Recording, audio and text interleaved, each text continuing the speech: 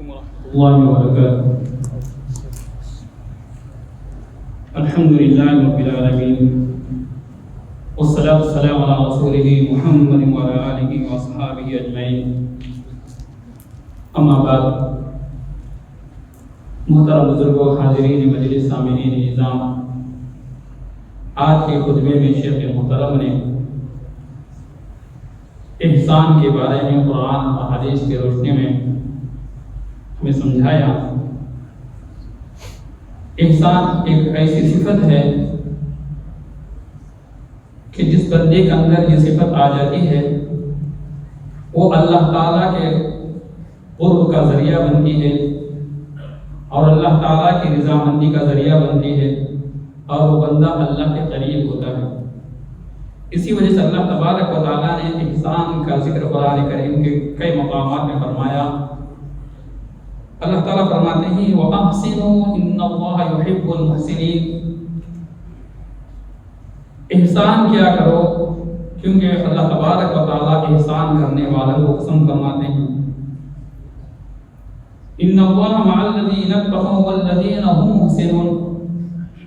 بے شک اللہ تبارک و تعالیٰ ان لوگوں کے ساتھ ہیں جو اللہ سے ڈرتے ہیں اور جو احسان کرتے ہیں، ان کے ساتھ اللہ تبارک و تعالیٰ ہی، اللہ تعالیٰ کی مدد ان کے ساتھ ہے۔ اسی طریقے سے اللہ تعالیٰ فرماتے ہیں ان اللہ یأمر بالعدل والإحسان وإیتاء ذی القربى وینہی عن الفحشاء والمنکر،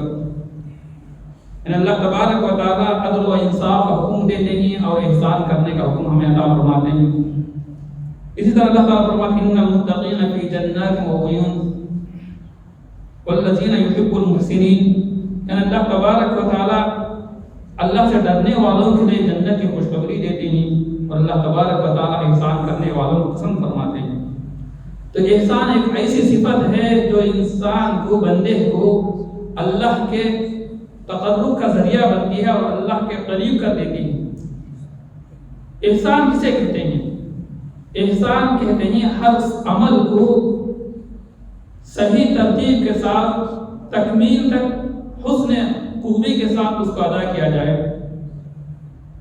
شیخ محترم نے اس احسان کے کئی اقسام کا ذکر فرمایا ہے۔ ایک احسان کا تعلق اللہ تعالیٰ سے ہے، یعنی اللہ تعالیٰ کے ساتھ احسان یہ ہے کہ ہم اللہ تعالیٰ کو ایک جانیں، توحید پر ایمان لے کر آئے، اللہ تعالیٰ کے ساتھ کسی دوسرے کو شریک نہ ٹھہرائے، اللہ تعالیٰ کے لیے خاص کر عبادت اللہ تعالیٰ کے لیے کی جائے۔ تو لہذا یہ تعلق اللہ تعالیٰ کے ساتھ ہے، یعنی اللہ کو معبود حق سمجھ کر اللہ ہی کی عبادت کرنا اور عبادت کے اندر اللہ تعالیٰ کو مخلص رکھنا، کسی اور کو اس عبادت کے اندر شریک نہ کرنا۔ تو لہذا اللہ تعالیٰ کے ساتھ اس کا تعلق ہے۔ تو اس احسان کا بدلہ اللہ نے فرمایا فالجزاء الإحسان إلا الإحسان، احسان کا بدلہ احسان ہی سے دیا جائے گا۔ اور اسی طریقے سے اللہ کے رسول صلی اللہ علیہ وسلم نے فرمایا کہ جس بندے کے اندر یہ صفت ہوتی ہے تو وہ بندہ اپنے آپ کو جنت کا مستحق بنا لیتا ہے، تو اس کا نتیجہ اس کے لیے جنت عطا کر دی جائے گی۔ تو یہ تعلق اللہ تعالیٰ کے ساتھ ہے۔ اور دوسرا احسان آپ صلی اللہ علیہ وسلم کے ساتھ اس کا تعلق ہے، یعنی ہر عبادت کو، ہر اطاعت کو اللہ کے رسول صلی اللہ علیہ وسلم کے طریقے پر، آپ صلی اللہ علیہ وسلم کے سنتوں کے موافق، آپ صلی اللہ علیہ وسلم کی اتباع پر کی جائے، تو اس کا تعلق آپ صلی اللہ علیہ وسلم کے ساتھ ہے۔ اسی طریقے سے جیسے کہ شیخ محترم نے بیان فرمایا، احسان کے بارے میں پوچھا گیا تو آپ صلی اللہ علیہ وسلم نے فرمایا اللہ تعالیٰ کی عبادت ایسی کیا کرو گویا کہ تم اللہ کو دیکھ رہے ہو۔ اگر یہ کیفیت آپ کے اندر نہیں ہے تو کم سے کم دل کے اندر یہ تو بات ہونا چاہیے اللہ تعالیٰ بہرکیف ہمیں دیکھ رہا ہے۔ تو اس سے ہم ریاکاری سے اپنے آپ کو بچا سکتے ہیں اور جو بھی عبادت ہم کرتے ہیں اس کے اندر مخلص بن سکتے ہیں۔ تو لہذا ہمارا ہمیشہ یہ خیال ہونا چاہیے۔ اور اسی طریقے سے اللہ تعالیٰ نے فرمایا کہ احسان کا بدلہ زیادہ دیا جائے گا۔ تو اس کے مفسرین نے اس کے بارے میں فرمایا کہ کیا زیادہ کیا ملے گا احسان کے بدلے؟ تو اس کے بارے میں یہ ہے کہ جس طریقے سے ہمیں یہ حکم دیا گیا کہ جب اللہ تعالیٰ کی عبادت کی جائے تو ہمارے دل کے اندر یہ بات ہونا چاہیے ہم اللہ کو دیکھ رہے ہیں، گویا کہ ہم اللہ تعالیٰ کو اپنے دل کی کیفیت سے دیکھ رہے ہیں۔ ہم اپنی ظاہری آنکھوں سے دنیا کے اندر اللہ تعالیٰ کو دیکھ نہیں سکتے، مگر دلی کیفیت تو پیدا کر سکتے ہیں۔ اس کا بدل اللہ تبارک و تعالیٰ کل قیامت کے بعد جب ہم جنت میں جائیں گے انشاءاللہ تو اللہ تعالیٰ وہ ہماری اس زیادہ عطا فرما کر احسان کے بدلے میں، یعنی اللہ تعالیٰ کی زیارت ہم تمام کو میسر ہوگی، جنتیوں کو میسر ہوگی، تو اس کا بدلہ زیادہ دے کر اللہ تعالیٰ ہمیں عطا فرمائیں گے۔ تو لہذا یہ صفت ایک ہے اللہ تعالیٰ سے تعلق، دوسرا آپ صلی اللہ علیہ وسلم کی سے تعلق، یعنی آپ صلی اللہ علیہ وسلم کے سنتوں کے موافق ہمارا ہر عمل ہونا چاہیے، اور وہی عمل قابل قبول ہے جو آپ صلی اللہ علیہ وسلم کے سنت کے موافق کی جائے، اس کے اندر کوئی اپنی منمانی نہیں۔ اور تیسرا تعلق جو بندوں سے ہے،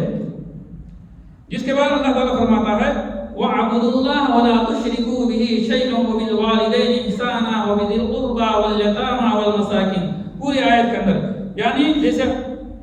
اللہ تعالیٰ کی عبادت ایسی کیا کرو کہ اس کے اندر کسی کو شریک نہ ٹھہرایا کرو، احسان بھی اس کے اندر سب آ گیا ہے۔ اور اسی طریقے سے اپنے ماں باپ کے ساتھ احسان،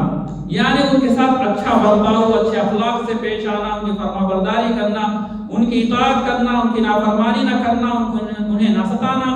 تو ماں باپ کے ساتھ اچھا حسن سلوک کے ساتھ پیش آنا،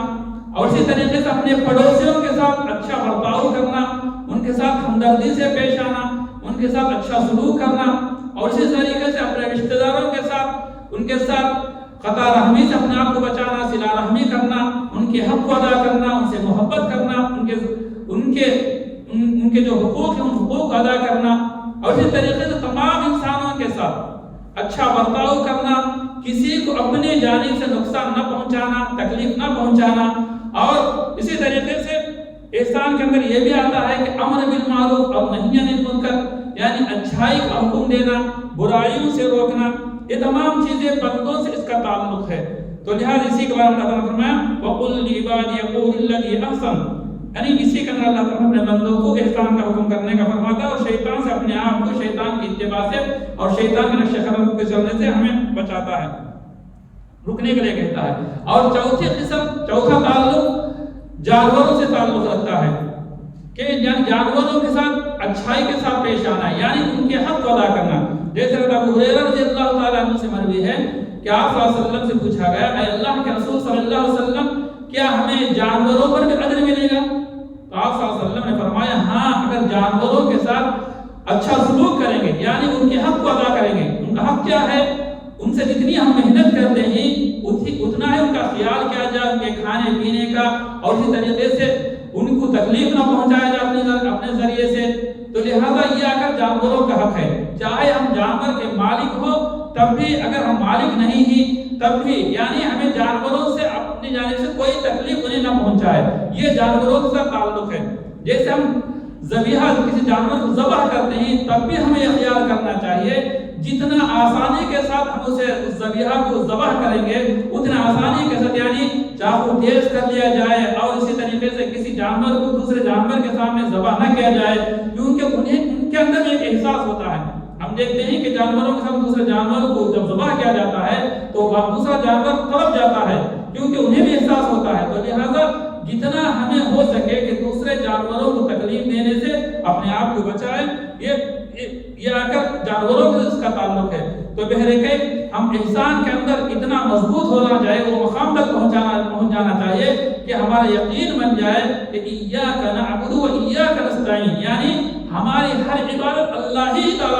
تعالیٰ ہی کے لیے ہے، اور ہم جب بھی مدد مانگیں گے اللہ تبارک و تعالیٰ ہی سے مدد مانگیں گے۔ تو جب ہم اس مقام تک پہنچ جائیں گے تو اللہ تبارک و تعالیٰ ہم اس احسان کا بدلہ کا اس کا اثر بھی ہمارے اندر دکھلائے گا۔ جس اللہ تعالیٰ نے موسیٰ علیہ السلام کے بارے میں فرمایا فَلَمَّا بَلَغَ أَشُدَّهُ وَاسْتَوَىٰ آتَيْنَاهُ حُكْمًا وَعِلْمًا وَكَذَٰلِكَ نَجْزِي الْمُحْسِنِينَ۔ جب حضرت موسیٰ علیہ السلام اس چیز کے اندر مضبوط ہو گئے پھر اللہ تبارک و تعالیٰ نے ان کے اندر حکمت اور علم کا عطا فرمایا۔ تو لہذا ہم اس چیز کے اندر مضبوط ہونا ہے اور اپنے اندر اس صفت کو لے کر آنا ہے۔ تو جو بندہ اس صفت کو اپنے اندر پیدا کرتا ہے احسان کی صفت کو لے کر آتا ہے تو اللہ تبارک و تعالیٰ کی رضا اس کے ساتھ ہوتی ہے، اللہ تبارک و تعالیٰ کی خوشنودی اس کے ساتھ ہوتی ہے، وہ اللہ کے قریب پہنچتا ہے، اور اس طرح سے اللہ تبارک و تعالیٰ کی مدد اس بندے کے ساتھ شامل حال ہوتی ہے۔ تو لہٰذا ہم کوشش کریں کہ ہم جتنا ہو سکے اس صفت کو اپنے اندر لانے کی ہم کوشش کریں، اور ہر عمل حسن خوبی کے ساتھ آپ صلی اللہ علیہ وسلم کے سنت کے موافق عمل کرنے کی کوشش کریں، اور اسی طریقے سے ہر عمل کے اندر اخلاص پیدا کرے، اور صرف اللہ کے لیے، اللہیت کے لیے، اللہ کی رضا، اس کی خوشنودی کے لیے، اور اس کے اندر کوئی ریاکاری شامل نہ ہو۔ تو ہم کوشش کریں کہ اللہ تبارک و تعالی ہم تمام کی صفات عطا فرمائے، اور اسی طریقے سے اللہ تبارک و تعالی ہمارے اندر وہ جتنے بھی برے اخلاق ہیں اور اسی طریقے سے برے صفات ہیں ان تمام کا ہماری حفاظت فرمائے۔ اللہ تبارک و تعالی دنیا بھر کے رہنے والوں کی اللہ تبارک و تعالی مسلمانوں کی مدد فرمائے، اور اسی طرح اللہ تبارک و تعالی جہاں کہیں بھی امت مسلمہ شہید ہو رہے ہیں اللہ تبارک و تعالی ان کے درجات کو بلند فرمائے، ان شہداء کو اللہ تبارک و تعالی ان سے مقامات عطا فرمائے، اور ان کی شہادت کو قبول فرمائے۔ اللہ تبارک و تعالی مظلوموں کے ظلم سے تمام مسلمہ کی حفاظت فرمائے۔ اللہ تبارک و تعالی ہمیں ایمان پر مضبوطی اور ثابت قدمی عطا فرمائے، عمل کی توفیق دے۔ وآخر دعوانا الحمد للہ رب العالمین۔